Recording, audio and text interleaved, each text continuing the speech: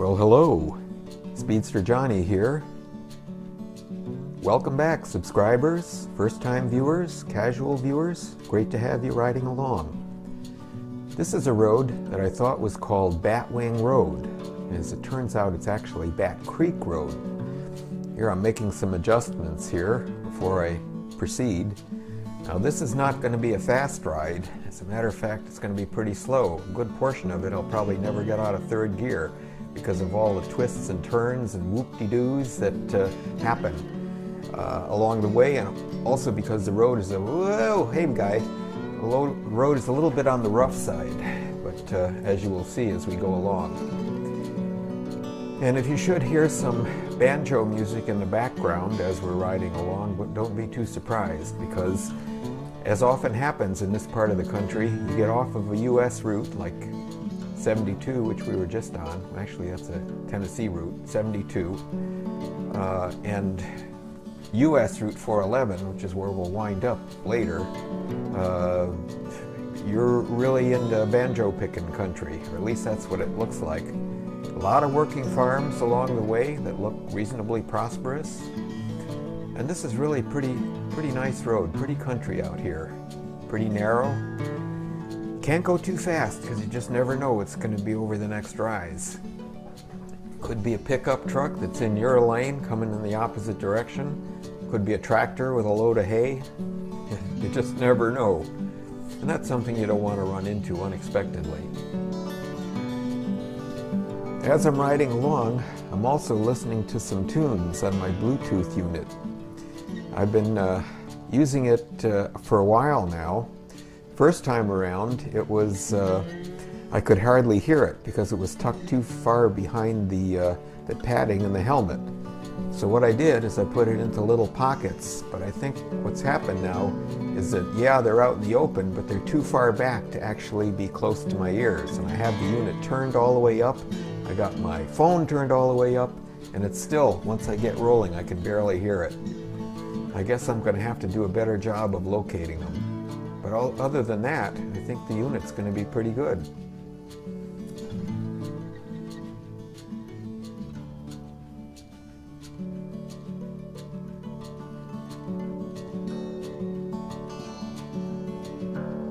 As you can see, spring has sprung. Things are definitely starting to green up a bit here, but still got a ways to go. The redbuds are coming into full bloom now, and the dogwoods will be showing up pretty soon also, which makes it really pretty. There's a place over in Farragut, which is one of the Knoxville suburbs, that actually has an annual dogwood festival run, where they have streets that are actually marked off with pink paint, so you follow the directions to see the prettiest displays of the flora. And it's fairly popular. It'll be open probably for about a month or so. We've done it a few times, but you know, how many times can you do it? And here's one of the farms. Pretty good spread here. There are a lot of beef cattle farms around here, as you will probably notice.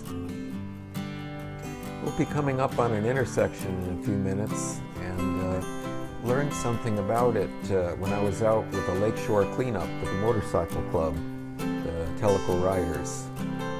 And I was kind of tempted to take a turn instead of going straight through that intersection because I heard some things that were really pretty crazy.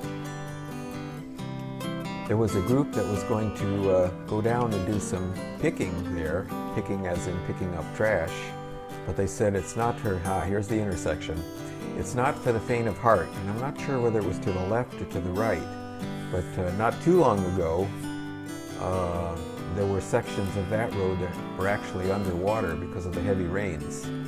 But people were saying that they found a beheaded dog and a pig that was just out there rotting. So not for the faint of heart or strong of stomach is kind of an understatement. I chose to go along with most of the people and clean up along the lakeshore. It's an annual project of the motorcycle club. Of course, I'm always happy to go along when I have the time available, which I did. And of course, we capped it off with lunch at a really good Mexican restaurant. There was must have been about 15 of us that attended that, so we had a good time together. In events like this, you get to know your fellow club members much better than you had, and you find out that you have some common interests that you didn't even know. Like the people all around me were either into marksmanship or interested in getting into it, and that's always fun.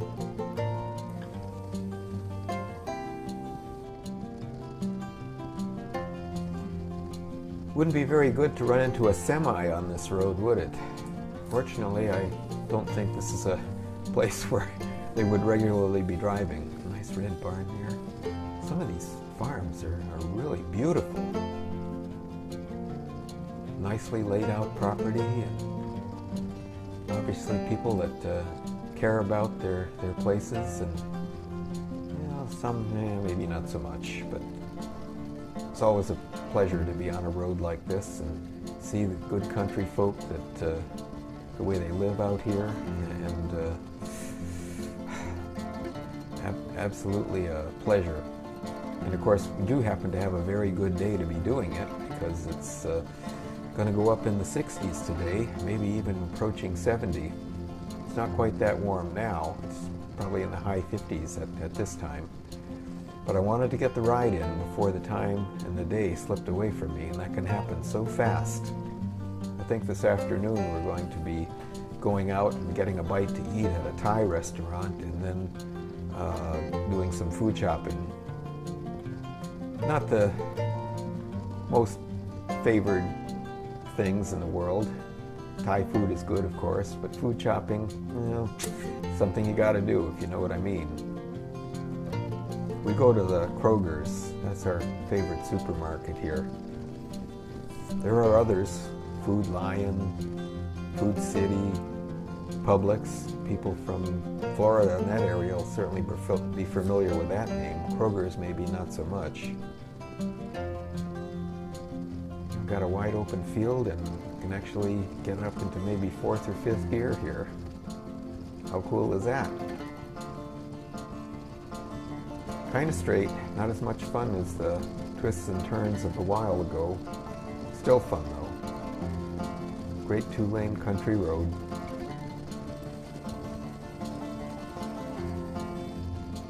Of course, the roads out here aren't really marked very well. I can't honestly say I'm still on Bat Creek Road, but be that as it may, it's a nice drive along here. I'm really enjoying it. And traffic is practically nil, as you can see, which makes it even better. Better than getting stuck behind somebody poking along at about 8 miles an hour. Yes, that does happen. Okay. This intersection is not marked in terms of what it is, but I do know that going this way I'll be heading towards US Route 411. And it's US 411 is a nice alternative to when you go from where I live down towards Atlanta. Instead of taking I-75, which goes by way of Chattanooga, and it's a huge dog leg, 411 is kind of a straight shot, and it runs into I-40 roughly 40 miles north of Atlanta. And I don't know about you, but I'm not really keen on driving on interstates. And I-40 is certainly, or I-75 actually it is, that goes down there. Because I-40 and I-75 split just a little ways west of where I live. Take 40 towards Nashville, 75 towards Chattanooga. Whoop, boom, boom, boom, boom. Kind of a rough crossing. I don't think I'd want to take that one at speed. But anyway. Coming up on 411, so I have to wait for a chance. So we're going to sign out now and close out with a little music. Thanks for watching and tuning in. Hopefully I'll be getting another video out in the next couple or 3 days. Thanks for joining me. Take care. Ride safe.